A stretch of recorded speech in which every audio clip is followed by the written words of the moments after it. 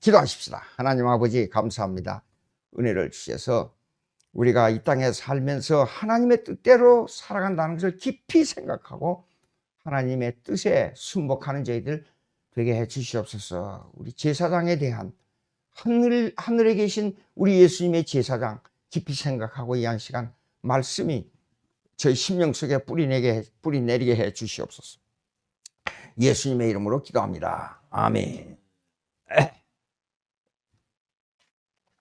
1절 한번 보시겠습니다. 8장 1절 히브리서. 오늘은 이 교리의 배경보다도 한 절 한 절을 설명해야 될 그런 내용이에요. 지금 우리가 하는 말의 요점은 이러한 대제사장이 우리에게 있다는 것이라. 구약의 대제사장과 지금 현재 대제사장인 예수님을 비교하는 겁니다. 예수님은 대제사장이에요. 삼직 중에 하나가 제사직이라 그랬어요. 제사직은 우리가 누차 들어서 알고 있죠. 희생 제물이 된다는 거예요. 예수님 자신이 희생 제물이 되어가지고 하나님 아버지에게 스스로 제사를 드린 거예요. 이거 제사직의 완성이에요. 그러니까 예수님이 십자가에 돌아가실 때에 다 이루었다 그랬어요. 제사직의 완성이에요. 그런데 이 예수님이 지금도 제사직을 행하고 있는 대리자로서 제사직을 행하고 있는 것은 하늘에 올라가셔서 우리를 변호해 주는 일을 하고 계세요. 지금 하나님 아버지와 우리는 바로 교제가 안 돼요. 그런데 중보자인 예수님이 중간에서 변호사 역할을 해줘가지고 지금 교제하고 있는 거예요. 그러니까 하나님 아버지에게 그냥 기도하든지 예수님에게 그냥 기도하든지 그거는 삼일체 하나님을 모시는 우리로서는 삼일체 하나님께 기도하는 걸로 바로 연결이 돼버려요. 그러니까 예수님께서요 기도를 가르치실 때 어떻게 기도하면 좋습니까? 하늘에 계신 우리 아버지, 하늘에 우리 아버지부터 나와요. 그리고 마지막에 하나님 아버지에게 기도하든지 나의 이름으로 기도하든지 예수님이 똑같다. 그렇게 우리에게 가르쳐 주신 거예요. 그러니까 예수님에게 기도하면 중보자에 가니까, 아니 법정에 가서 지금 내 변호사가 옆에 있어요. 그리고 재판장이 있어요. 그리고 저쪽에 프로스큐터 기소한 사람, 그러니까 검사가 저쪽에 있어요. 옳지. 그러면 다툼이 생기잖아요. 그러면 변호사 내버리고 내가 판사하고 직접 막 얘기를 해요. 그거는 불가능해요. 변호사가 나를 변호해 줘야만 됩니다. 그러니까 재판장은 언제나 변호사의 말을 먼저 듣지 나에게 말을 듣지 않아요. 근데 죄악에 대한 문제를 물을 때는 판사가 나에게 어떤 질문을 하게 된단 말이에요. 그러니까 하나님께서 나를 지금 재판장에 섰습니다. 제가요. 근데 내가 스스로 하나님과 대화해서 재판의 문제를 해결할 수는 없어요. 반드시 변호사 되는 예수님이 서서 나를 대변해서 하나님 아버지에게 이건 이렇고 이건 저렇습니다 하고 설명을 해줘야 돼요. 그러면 내가 이 땅에 살면서 어떤 사람 때려 죽였어요. 너 사람 때려 죽였느냐? 예, 때려 죽였습니다. 근데 너 죄를 이제는 피하지 못하게 되었도다. 아, 예. 근데 변호사가 중간에 딱 나타나요. 그분이 예수님이에요. 그리고 그걸 내 죄를 가리워줘요. 그래 하나님 아버지가 날 이렇게 보니까 아니 죄가 분명히 있었는데 죄가 보이질 않아요. 그건 예수님의 피가 나를 가리워줬기 때문에요. 그 피를 드린 그분이 대제사장이라 그 말이에요. 자 봅시다. 그러면 근데 그는 있다는 것이라. 그는 하늘의 지극히 크신 이의 보좌 우편에 앉지. 왜 보좌 우편이냐? 변호사가 돼서 하나님 아버지에게 내 죄를 가리워지는 일을 하고 있습니다. 하나님 우편에서. 이 하나님 우편이라는 것은 하나님이 여기 있고 좌편이 여기 있고 우편이 여기 있다 그 말이 아니라 하나님의 권능의 자리에 앉아 계신다 그 말이에요. 권능의 자리에. 그러니까 힘이 있으니까 능력이 있으니까 완전 무기란 분이니까 하나님 앞에 100% 완전 무기하게 내 죄를 변호해 줄 수 있다 그 말이에요. 하나님 보좌 우편에서. 자, 그런데 이제 요 내용이 나옵니다. 성소와 2절입니다. 참 장막에서 섬기는 이시라. 이 장막은 주께서 세우신 것이요 사람이 세운 것이 아니니라. 장막, 여기 장막이라 나오는데 사실상 성막이라 해야 맞습니다. 자, 이거 구약의 성전의 개념을 지금 설명하겠습니다. 1. 성전 그러면 하나님과 교제하는 장소예요. 하나님을 만나는 장소예요. 내 죄를 해결하는 장소예요. 성전. 예. 그래서 피해 제사가 있단 말입니다. 맨 처음에 개인으로 하나님을 만나는 장소, 그러면 아벨이에요. 아벨. 예? 아벨. 근데 왜 가인은 곡식을 가지고 제사를 드리는데 하나님이 안 받으셨느냐? 근데 아벨은 짐승의 피를 가지고 제사 드리는데 하나님이 왜 받으셨느냐?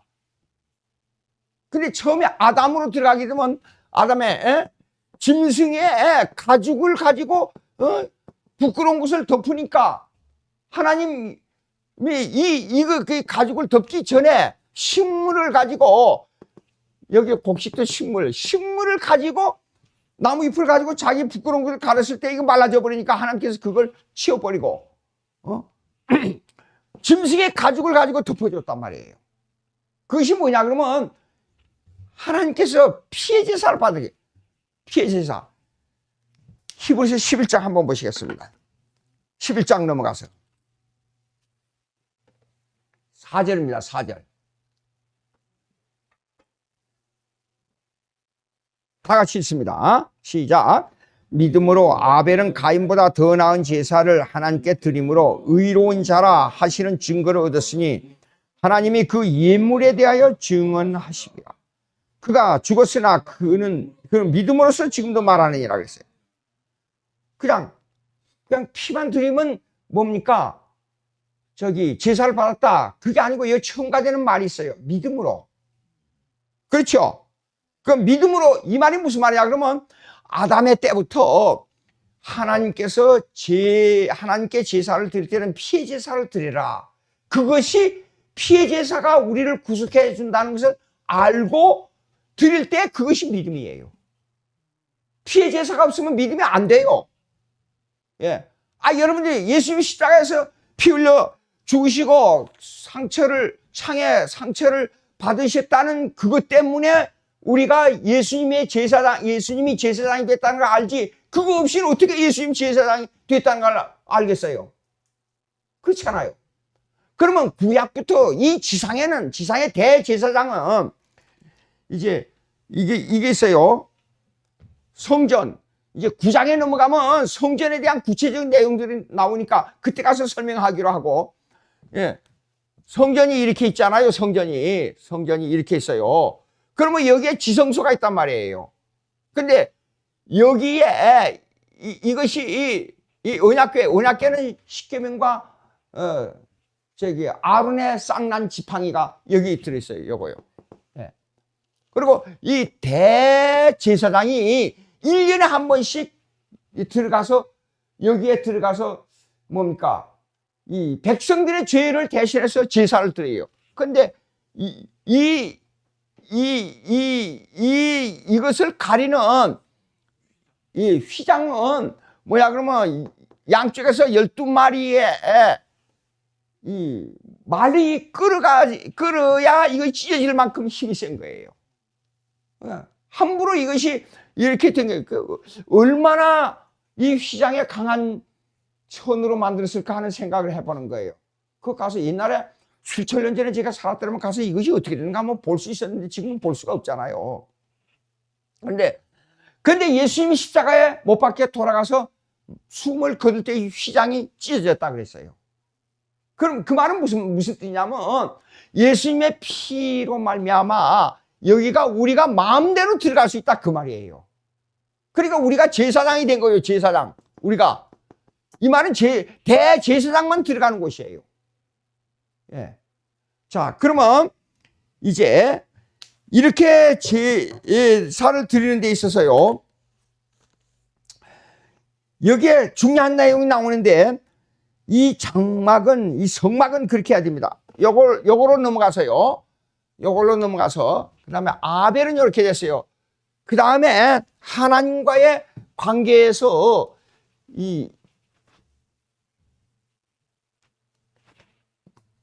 요거는 아벨은 개인이 하나님과 교제하는 장소예요. 요걸 보고 제단이라 그래요. 요거는 제단. 그 다음에 아브라함이 나와요.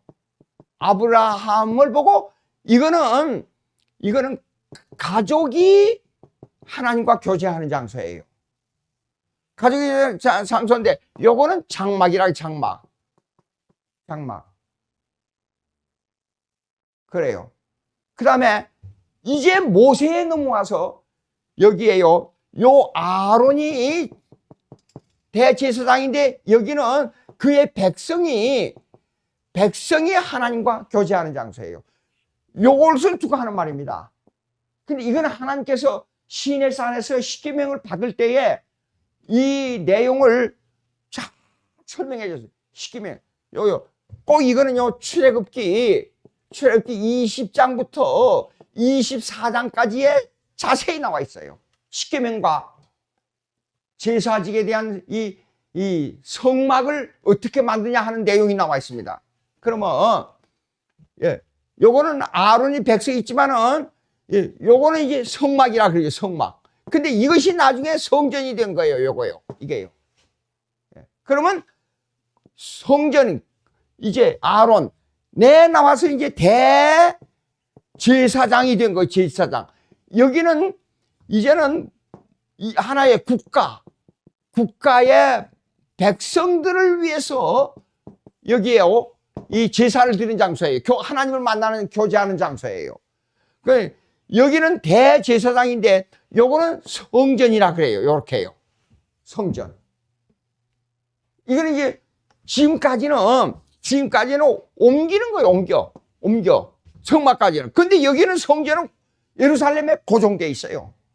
그러면 성전은 뭐냐? 그러면 이제 출애굽기 25장에 보게 되면 이 십계명과 성전의 성막에 대한 얘기를 하고 25장부터 뭐가 나오냐면 시민법이 나와요.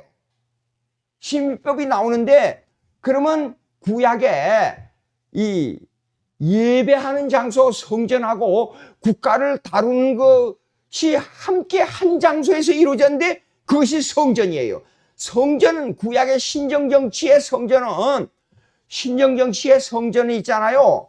신정정치의 성전은 국가를 다스리는 법과 예배, 하나님을 향해 예배해서 하나님 만나 교제하는 장소가 한 장소에서 이루어졌어요. 예루살렘 성전.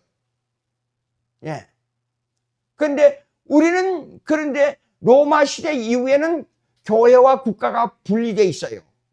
제도적 분리예요. 그러나 하나님의 주권에서는 하나입니다.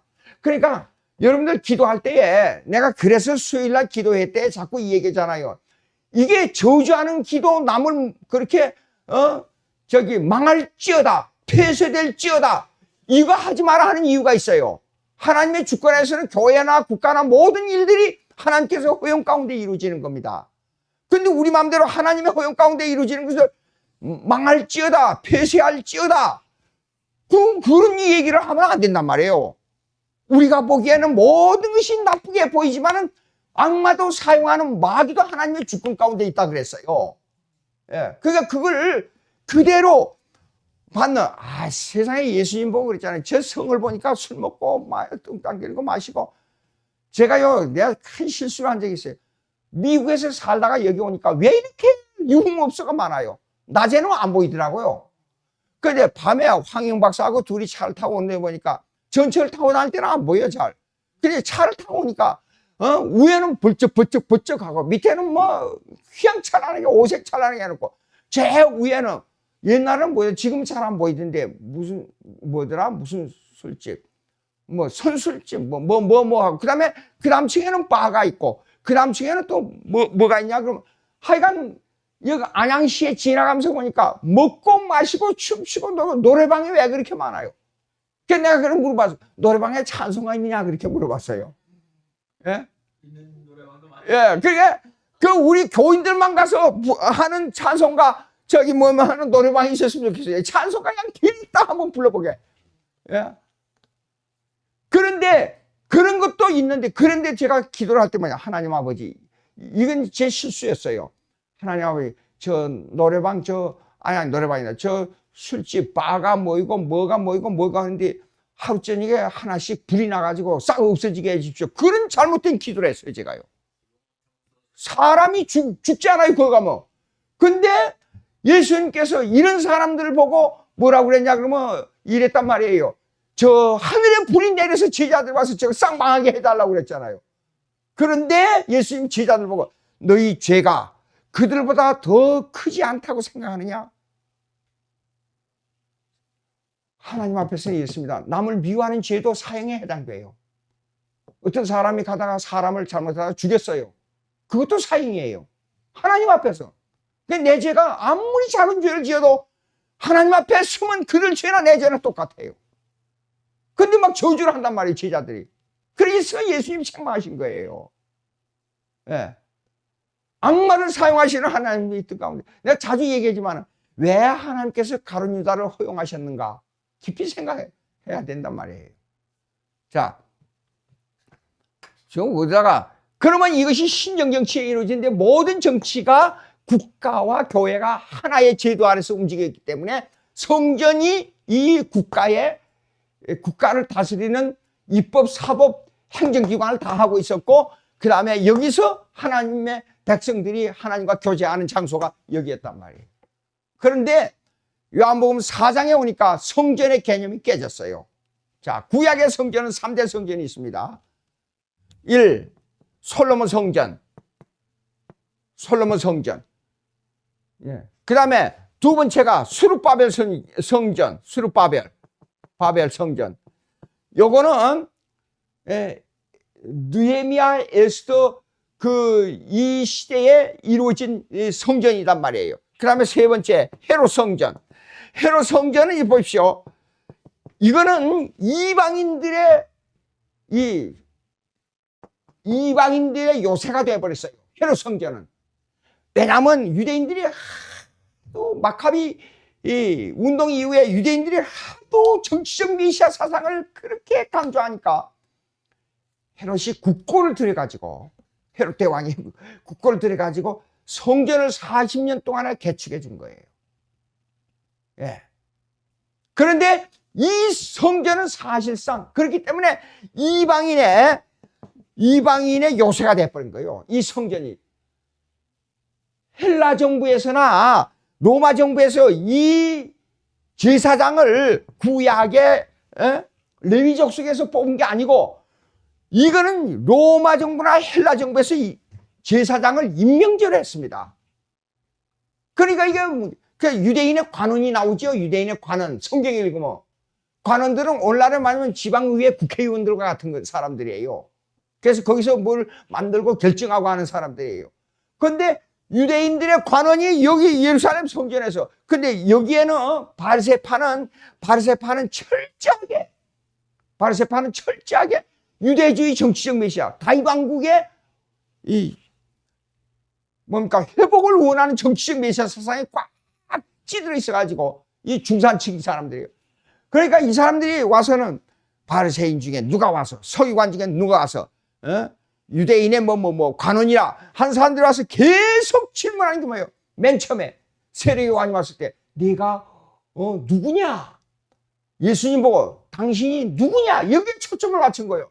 정치적 메시아가 와가지고 모세와 같은 사람이 와가지고 이방인을, 로마 정부를 쳐부숴보고 우리가 다시 다윗 왕국이 되기를 바라는 그 내용을 가지고 질문한 거예요. 참. 그런데 여기에서는 지금 뭐라고 있어요? 전혀 다른 얘기하고 있단 말입니다. 예수님을 영적인 메시아로 하늘에 대한 얘기를 지금 하고 있습니다. 자, 이제 그러면 다시 2절로 성소와 참 장막의 성전이시라. 이 말은 무슨 말이냐? 그러면 교회로는 이렇습니다. 교회로는 오늘날 우리가 교회 여기 있잖아요. 요걸 교회를 그냥 믿는 사람의 단체, 그게 아니라 전 우주적 교회. 우리가 사도신경을 읽을 때 교회론이 나오지요. 예. 전능하사 천지를 마시고 쭉 마지막에 나올 때, 교회에 나올 때, 그 교회로는, 우주론적 교회를 말하고 있는데, 오늘날에 이렇게 우리 교회가요, 전 우주적으로 볼 때는 하나님의 백성의 이 한 단체, 하나님 나라의 모형입니다. 여기가. 근데 이 하나님 나라의 모형이 지금은 그냥 개인으로 들어간 게 아니라 전 인류 중에 믿는 사람들이 다 같이 모여서 천국의 기쁨을 누리는 장소가 거기가 우주론적 교회단 말이에요. 그 공회를 믿사오며, 이 말은 캐톨릭이란 말은 공회라는 말인데 전 우주적 교회를 말합니다. 그러니까 신학적으로 이걸 인식 못한 사람들이 캐톨릭이 공회라는 말은 천주교의 전유물이다 이렇게 말하는데, 그 말 자체가 교회론을 모르고 하는 말이에요.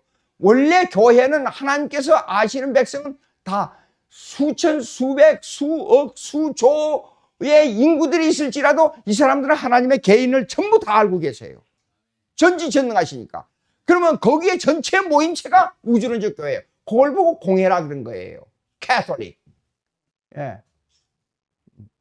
자, 그러면 내 개인 하나이지만은 나는 하나님의 백성으로서 전 우주적 교회 교인들하고 다 함께 하는 사람이에요, 제가.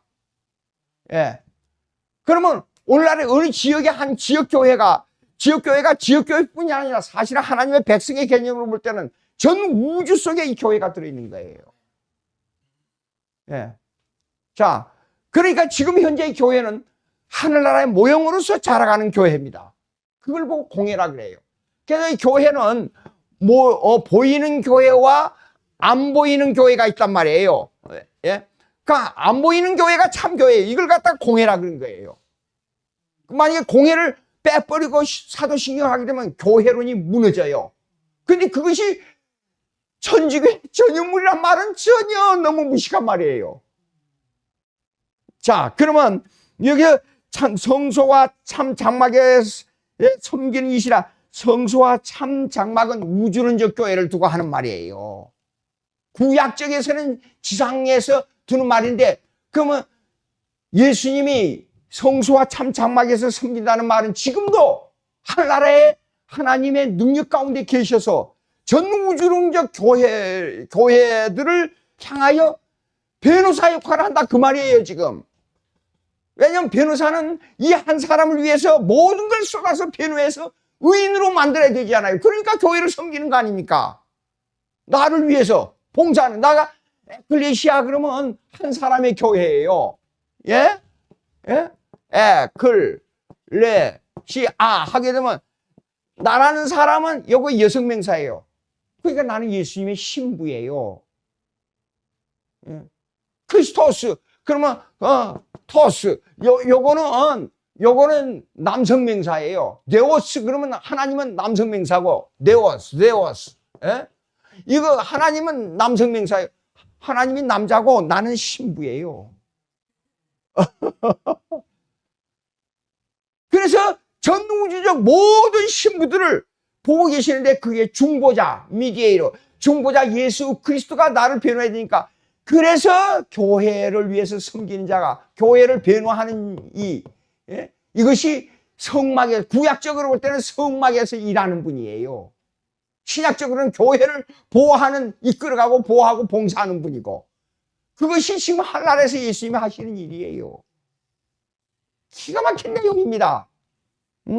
그래서 섬기는 이시라, 이 장막은 주께서 세우신 것이 사람이 세운 것이 아니라, 이 성막이라 그래야 좋은데, 모세가 아까 얘기했잖아요. 모세가 출애굽기 20장 이후에 모세가 시내산에서 십계명을 받아가지고 이 율법에 대한 십계명의 법, 그 다음에 시민법, 그 다음에 제사법. 근데 제사법을 하기 위해서는 그냥 얼렁뚱땅한 게 아니라 모든 것이 규격이 있어요. 왜 이렇게 성전에서 여기에 이 휘장을 치고 대제사장만 여기에 들어가서 이 피를 가지고 제사를 드려야 되느냐, 백성을 위해서. 그 규격은 뭘 모형으로 하고 있냐면 예수님을 모형으로 하고 있습니다. 예수님. 그런데 이 예수님이 그럼 장막을 섬기는 자라, 구약적으로는 장막을 섬기는 자라 하지만은 신약적으로서는 이 교회 성도들을 돌보는 자예요. 신약적으로 볼 때는. 그런 뜻이에요. 그런데 이것이 주께서 세운 것이요 사람이 세운 것이 아니니라. 이 말은, 이 내용은 예수님을 두고 하시는 말씀인데, 하나님께서 이 모든 장막과 성막 이걸 어떻게 하라는 것은 여기에 이 내용들이 전부 예수님을 예표하고 있는 내용들이니까 하나님이 세우셨다 그 말이에요. 자, 3절로 들어가겠습니다. 제사장마다 예물과 제사 드림을 위하여 세운 자니, 이게 예물이 나와요. 대제사장이 백성을 위해서 지금 제사 들어가는데 아무것도 없이 그냥 몸만 들어가서 합니까? 반드시 예물 가져가야죠. 쉽게 말해서 짐승의 피를 가져가야 돼요. 예물이 없으면 안 돼요. 그러면 예수님은 어떤 분이냐? 예수님 자신이 예물이에요. 자신이. 이거 엄청 내용이 깊은 내용인데, 마태복음 5장 있잖아요. 마태복음 5장. 요거는 신학교에서 제가 강의한 내용인데, 여기는 우리 교회니까 요점만 딱 이해하겠습니다. 여기서 이제 아시는 분도 계세요. 우리 강조사님 같은 분은 다 이해하고 계시는데, 마태복음 5장 21절 보시겠습니다. 마태복음 5장 21절 23절 그냥 읽겠습니다. 자, 21절 요점을 하니까 그래도 이해하실 분이 이해하시리라고 믿고, 우리 교인들은 성경 박사들이니까 한 사람도 빠짐없이 다 이해할 줄로 믿습니다. 옛사람에게 말한 바 살인하지 말라, 누구든지 살인하면 심판을 받게 되리라 하는 것을 너희가 들었으나 그랬어요.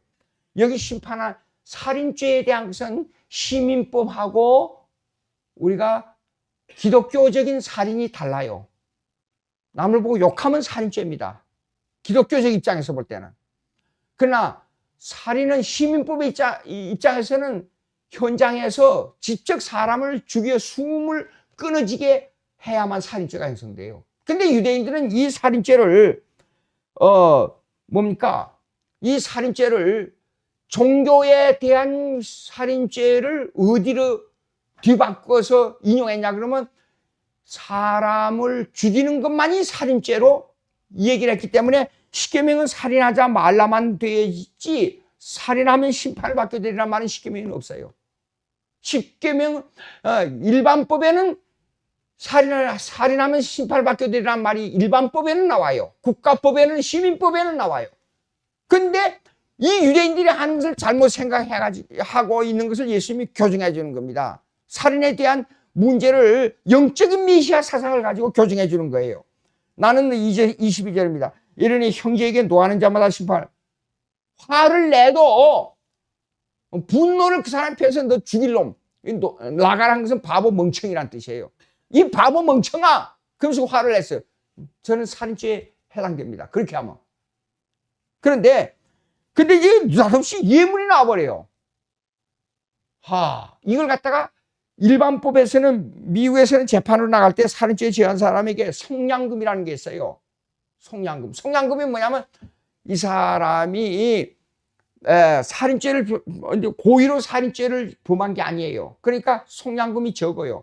그래서 10만 불이면 10만 불, 100만 불이면 100만 불을 정해놓고 일시 내 마음대로 이것을 자유롭게 할 수 있는 시간을 줘요. 그 여유를 주는 이유는 뭐냐 그러면 그러니까 이게 프로베이션, 유예 집행을 안 하는 유예 시간을 줘요. 그래서 자기를 알게 만들어요.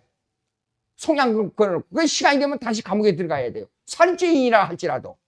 그리고 그 장소를 움직일 수 있는 장소를 제한을 딱 줘요. 미국에서요. 그러면 이제 이 예물에 대한 문제가 나오는데, 예물을 가지고 가서 제사를 드려야 돼요, 여러분들. 그게 뭐냐? 내가 이 사람에게, 야, 이 멍청이 같은 놈아, 너가 이렇게 하니까 이렇게 나쁜 일을 어떻게 하고 욕설을 했어요. 그러면 나는 이 사형을 받아야 돼요. 영적으로 봐서. 근데 이 문제를 하다가 가만히 보니까 내가 전혀 그냥 감정으로 그랬지 이 사람이 진짜 멍청이라 나서 그런 게 아니에요. 근데 나중에 가서 생각해보니까 아이고 내가 잘못했구나. 미안한 생각이 드는 거예요. 여러분 그럴 때 많잖아요. 무심코 한 말인데. 그러면 이걸 예물을 들어가는데 그 사람을 찾을 수가 없어요. 그럼 구약에 보면 내가 이런 일이 있어가지고 이런 일이 있어서 우연히 가다가 나중에 생각하니까 그 사람에게 이런 죄를 범했는데 해결할 길이 없어요. 그러면 예물을 들여가지고 그 예물로 가지고 하나님으로부터 사함을 받는 예식이 나와요. 구약에. 예. 이게 성경 구절이 이게 제가 써놨는데 이거요. 그냥 넘어가요. 이거요. 그러니 하여간 그거 있어요. 그런데 우연히 가다가 생각해 보니까 예물을 가지고 하나님께 제사를 드리는데 내가 잘못한 건 가만히 보니까 이 사람이 나를 원망해. 쉽게 말해서 이렇게 된 겁니다. 듣는 사람도 이 말을 들을 때 별거 아닌 걸로 생각하고 말하는 나도 별거 아닌 걸로 생각했어요. 근데 하나님 앞에서는 사익죄가 해당돼요. 이걸 어떻게 해결해야죠? 그래서 예물을 드려요. 근데 예물을 드리다가 보니까 재판이 걸렸어요. 재판이요. 이 판사가 여기 있고 변호사가 여기 있고 아니 여기 피고가 변호사입니다. 피고가 여기 있고 원고가 여기 있어요. 둘 다 전부 잊어버렸어요. 전혀 이 미친 정신없는 놈아 그렇게 말을 했는데 농담으로도 했는데 이거는 하나님 앞에서 사형에 해당되는데 이걸 어떻게 해결하죠? 근데 하나님 앞에 재판을 걸렸는데 보십시오. 반드시 원고가 죄가 없으니까 이 사람이 이 사람을 고소해야 돼요. 근데 한 가지가 있어요. 문제가 된 게 있어요. 뭐냐면 이 사람이 고소를 했어요. 이상한 일이잖아요. 근데 요거는 이렇게 된 겁니다. 예. 예수님하고 이거는 인간하고 누가 피고고 누가 원고가 돼야 돼요. 생각을 해봐요. 예수님 죄가 없으니까 원고가 되고 내가 피고가 되는데 반대로 돼버렸어요. 내가 예수님을 고소한 거예요. 말이 돼요? 말이 안 되죠. 그런데 하나님께서 뭐라 그러냐면 다 잊어버렸는데 하나님께서 다 알고 계시는 하나님께서 원고를 보고 예수님을 보고 이렇게 말한 거예요. 내가 가서 먼저 사과해라. 기가 막힌 일이에요. 잘못한 게 없는데 가서 사과를 해야 돼요. 그러고 나서 문제를 해결하라. 근데 그 중에 뭐가 있냐면 구약에 나온 대로 예물이 나와요. 예물을 드리다가 예수님은 한 가지 있어요. 피고로부터 원망을 들어요. 원망을. 잘못한 게 하나도 없는데 그 원망이 뭔지 알아요? 내 죄를 예수님에게 뒤집어 씌워야만 되는 것인데 그것이 바로 원망이에요. 예? 예수 믿기 전에 예수님 믿는 거 좋아할 사람은 한 사람도 없죠. 그런 현상이에요. 이상한 일이에요, 도대체. 그리고 하나님 뭐라 하냐면 예수님 보고 네가 먼저 가서 피고한테 사과하고 와서 나에게 예물을 드리라. 예물이 뭔지를, 여기는 예물이 뭔지를 아는 게 아니라 구약에는 피해 제사 제물을 말했지만 이 예물은 예수님 자신이에요. 자신을 예물로 희생시켜가지고 나한테 와. 그 뜻이에요. 자, 보십시오. 한번 23절. 그러므로 예물을 제단에 드리다가 거기서 내 행적에 원망. 잘못한 거 없어요. 원망 들을 만한 일밖에 없어요. 말이 있는 것이 생각나거든. 예물을 제단 앞에 두고 가서 먼저 형제와 화목하고 구해와서 예물을 드리라. 너를 고발한 자와 길에 있을 때가 뭐예요? 예수님이 이 땅에 오셨을 때예요. 때에 급하게 사와라. 그 고발하는 자가 너를 재판관에. 왜 재판이냐? 하나님의 할날에 가기 전에 반드시 법정했습니다, 우리가. 근데 죄 없는 변호사가 있어야 돼요. 예. 그래서 옥내에게 내어주고 옥에 가둘까 염려하라. 진실로 이르노니 내가 한 푼이라도 남김없이 다 갚기 전에 결코 나오지 못하라. 이 말이 뭐예요? 내 죄를 완전히 털끝만치라도 이것을 깨끗이 씻어주는 죄물을 자신이 죄물 돼가지고 나의 죄를 덮어주지 아니하면 그것을 해결할 수가 없다 그 말이에요. 예? 그래서 구약의 성전의 죄물 이 내용이 전부 하나님이 가르쳐준 이 내용과 연관이 되어 있어요. 자, 3절로 히브리서 8장 3절로 다시 넘어가 보시겠습니다. 8장 3절. 대제사장마다 예물과 제수드림을 위하여 세운 자니 그랬어요. 이게 이 내용이 포함되어 있습니다. 지금 설명한 거예요. 예. 그러므로 그도 무엇인가 드릴 것이 씨앗이에요. 드릴 것이 뭐예요? 예수님 우리가 구약에는 제사장, 대제사장의 피를 가지고 제사를 드렸지만 예수님은 자신의 피예요. 예. 반드시 드릴 것이 있는데, 예. 이 땅 위에 있는 대제사장은 진승의 피를 드렸지만 예수님은 자신의 피를 드려야 돼요. 드릴 것이 씨앗이, 드릴 것이 없이 제사를 드릴 수가 없다 그 말이에요. 이것이 기가 막힌 내용입니다. 예수님이 자신의 피를 가지고 변호사가 돼가지고 내 하나님의 법정 앞에서 이 문제를 해결해 준다. 그게 마태복음 5장의 내용이에요. 예. 자, 그러면 구약에 우리가 구원이 구속이란 말을 혼동하는데 보십시오. 이 왜 피라는 문제가 나오냐면 이걸요. 구약에는 구속을 카파르라 그래요. 카파르. 파르. 이 말이 무슨 말이냐 그러면 피를 가지고 제사를 예수님의 피가 나를 덮다 그런 뜻이에요. 카파르. 예수님의 피가 나를 덮다. 한국말로 써요, 한국말로. 예. 이거 그리려고 그러면 골치 아파요. 예. 근데 구원이라 그러면 또, 여러분 여호수아 있죠? 여호수아라는 것은 구해내다, 이끌어내다 그런 뜻이에요. 여호수아. 히브리 말로 이슈아라 그래, 이슈아. 예? 이슈아. 그러면, 요렇게 하나, 요거 또, 이게 점이 많아가지고 히브리에는 아주, 이게 잘 써야 돼요. 천천히 써요. 요렇게. 그 다음에 혹시 이게 틀릴까 봐서 이슈 그 다음에 이슈 요거는 구원이라는 뜻이에요.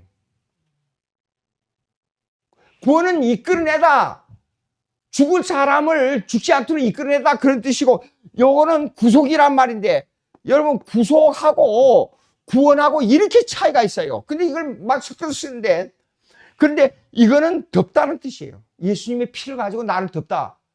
피를 가지고 죄를 덮어놓고 보니까 하나님이 재판장에서 보니까 아무리 봐도 죄가 안 보인단 말이에요. 그래서 너는 무죄한다. 그리고 하늘에 올라갈 때 난 천사가 내 죽기 전에 천사를 한번 지금 봐서 대부분 숨을 거둘 때 천사를 봐요. 보니까 우리 아버지도 그랬고. 그런데 그거 내가 이 땅에 살면서 죽기 전에 한 10년 전, 20년 전에 천사를 한번 봤으면 하는 생각이 간절해요. 예. 그래서 구속은 카파르. 이거는 조금 긴 발음이에요. 카파르. 그래서 이건 구속은 죄를 덮다. 이거는 나를 죽음에서 이끌어낸다. 그런 뜻이에요. 구원. 자, 그러면 이거 보십시오. 여기에 드릴 것이 있어야 할 것이라 그래 놓고 4절입니다. 4절. 예수께서 만일 땅에 계시더라면 제사장이 되지 아니하셨을 것이니, 이 말은 뭐냐 그러면 예수님은 이렇습니다. 신성과 인성이 완전한 신성, 완전한 인성이에요. 땅에 보통 생육법으로 태어난 사람들은 전부 인성만 가지고 있기 때문에 본질이 죄악 가운데 태어나게 돼 있어요. 근데 예수님은 동정녀 탄생이고 하늘에서 오신 분이기 때문에 죄가 없어요. 그런데 만약에 땅에 계시면, 우리처럼 땅에 계시더라면 제사장이 구약에 있는 제사장과 같은 제사장이 아니라 그 말이에요. 하늘의 제사장이에요. 예수님은. 그러니까 땅에 계시, 그러니까 하나님이, 예수님은 어떤 분이냐면 눈으로 보고 만질 수 있는 하나님이에요. 요한일서 1장 한번 보십시다. 요한일서 1장. 저 뒤에 가세요.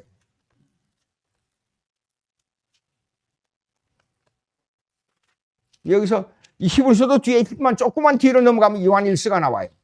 예. 야고보서, 베드로, 전후서, 요한일서 1장. 자, 1절 있습니다. 태초부터 있는 생명의 말씀에 관하여는 우리가 들은 바요, 눈으로 본 바요, 자세히 보고 우리의 손으로 만. 여러분들이 하나님하고 만나가지고 하나님 눈으로 보고 하나님하고 말하고 하나님을 만져본 사람이 있어요? 그 예수님이에요. 예.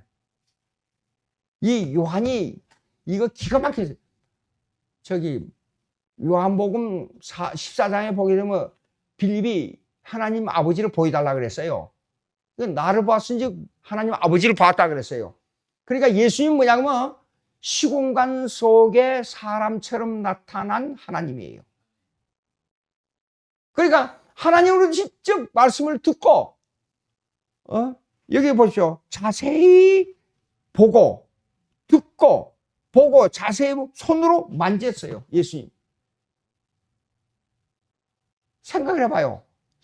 저는 가끔 옛날에 구원의 확신이 오기 전에 아니 나이 많은 베드로가 그 젊은 30대 초반 예수님을 보고 주는 그리스도시여 살아계신 하나님의 아들입니다. 어떻게 그 말이 나왔을까? 아무리 생각해도 이해가 안 돼요. 전혀 불가능해요. 그런데 성경을 읽고 이 문제를 해결하니까 아하 그때 가슴 막 떨리는 것 같아요. 예수님이 하나님이구나. 예? 그러니까 지금 히브리서 8장에 보게 되면 만일 땅에 인간이었더라면 구약에 나타난 제사장은 아니라 그 말이에요. 간단히 말하면. 예. 그런데 그것이 이는 율법을 따라 예물을 드리는 제사장이 있습니다. 율법을 따라 예물이에요? 구약에 여러분들에게 말씀드렸잖아요. 구약에 세 가지 법이 있는데 제사법이 있잖아요. 그럼 제사법에 따라 뭘 드려요? 예물을 드린단 말이에요. 그 예물인데 이거는 예수님을 두고 하는 말로 전환시키면 예수님 자신이 예물이에요. 이것이 보통 문제가 아니에요. 쉽게 말해서 우리가 법정에서 봅시다. 자식이 죽었어요. 근데 이 사람을 꼭 살려야 될 입장이에요. 너무나도 머리가 좋고 너무나도 경건하고 너무나도. 근데 재판장이 보니까 저쪽 검사가 농고한 내용을 보니까 이 사람이 죄인이에요. 근데 변호사의 말을 들으니까 죄인이 아니에요. 이걸 어떻게 판결해야죠? 예. 분명히 양쪽 다 틀림없이 만말이고 고개만 이쪽으로 돌리면 이 사람은 틀림없이 죄인이에요. 고개를 이쪽으로 돌리니까 틀림없이 그런 죄인이 아니에요. 이걸 어떻게 해결하냐고 말이에요. 이런 현상이 벌어졌을 때 재판장이 누구냐면 이렇습니다. 한 죄인은 김양주라는 사람을 데려다 놓고 한쪽을 보니까 완전히 죄인이에요. 한쪽을 보니까 완전히 죄가 없어요. 이걸 어떻게 해결합니까? 그걸 해결해 주는 분이 바로 뭐냐 그러면 한 사람 예물이 있는데 그 예수님이에요. 예수님을 빼놓고 보니까 이 사람은 완전히 죽어야 될 사람이에요. 근데 예수님을 딱 뒤집어 씌워놓고 보니까 이거 완전히 살려야 될 사람이에요. 이런 딜레마에 있을 때 여러분들이 이걸 어떻게 생각하느냐? 예수님의 피에 예물을 덧입으면 죄인이 없는 완전한 의인으로 되어버린다 그 말이에요 지금. 반드시 예물을 드리는 제사장이 있어야 된다고 율법을 따라. 구약의 여기 율법은 제사법을 말합니다. 제사법을 따라 조금 설명하면 제사법을 따라 자신이 피에 제사를 드리는 예물을 드리는 그 제사장이 있다. 그 예수님이 있기 때문에 우리 더러운 죄인이 제사장의 힘을 얻고 영원한 생명을 얻는다 그 말입니다. 오늘 조금 더 하려고 했는데 4절까지 설명하고 마치도록 하겠습니다. 기도하겠습니다. 하나님 아버지 감사합니다. 저희들에게 은혜를 주셔서 제사장 되신 예수님, 영원한 제사장 우리 주 그리스도 예수님 감격하고 감사하고 감사합니다. 저희들에게 이 믿음을 가지고 이 신앙을 가지고 하나님과 동행하며 일생을 살며 영광을 돌리게 해 주시옵소서. 예수님의 이름으로 기도합니다. 아멘.